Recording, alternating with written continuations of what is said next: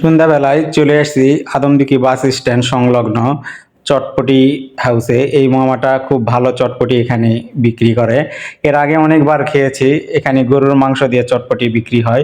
তো এই চটপটির পাশেও বট ভাজি রয়েছে, এগুলো বট ভাজিও দিয়ে দেয় চটপটিতে, এবং তাদের এই সিক্রেট মশলা লবণ এগুলো দিয়ে সালাদ দিয়ে ভালোভাবে পরিবেশন করে। এই মামার চটপটি অনেক মজাদার। তো মামার চটপটি দিচ্ছে আর ফোনে একভাবে কথা বলে যাচ্ছে। আজকে এখানে খেতে আসছি আমি এবং আমার গ্রামের এক ছোট ভাই। তো দুইজনের জন্য দুই বাটি অর্ডার দিয়ে দিলাম। মামাই তো সব কিছু রেডি করে এখন পাঁপড় দিয়ে দিচ্ছে এখানে চটপটিতে। তো এই মামা আমরা গেলে একটা অন্যরকম ভাবে আপ্যায়ন আমাদের করে, যথেষ্ট পরিমাণে খুব ভালো দেওয়ার চেষ্টা করে। তো আপনারা কে কে আমাদের এলাকার আছেন, এখানে খাইছেন, জানাবেন কমেন্টে। তো আমি বসে পড়লাম, তো আমার ওই ছোট ভাই ভিডিও করতেছে।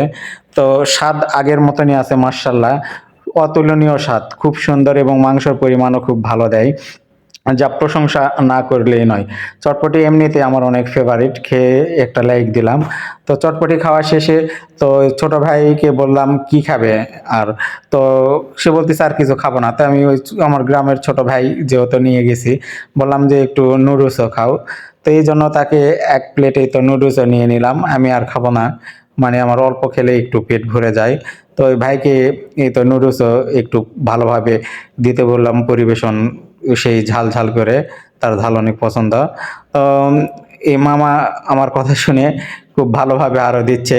তো আপনারা এরকম মাঝে মাঝে যাবেন সন্ধ্যাবেলায়, খেতে মাশাল্লাহ খুব ভালো লাগে। চটপটি খাওয়া শেষে চলে আসলাম এই তো চায়ের দোকানে। তো ডাচ বাংলা ব্যাংকের সামনে আদমদিঘিতে, এখানে চা খুব ভালো পাওয়া যায়, দুধ চা।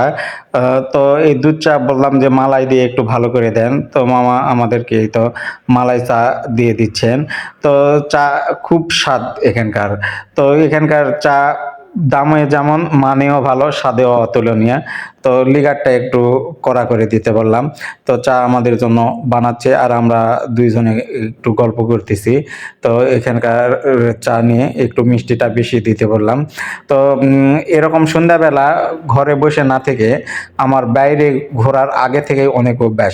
আমি সারাদিন বাড়িতে বসে থাকবো, কিন্তু সন্ধ্যাবেলায় আমার কোথাও বেরোতেই হবে, এবং সারাদিন না খেলেও চলবে, কিন্তু সন্ধ্যাবেলায় আমার নাস্তা খেতেই হবে। সন্ধ্যাবেলা নাস্তা খেলে আমার রাতের খাবার না হলেও চলবে।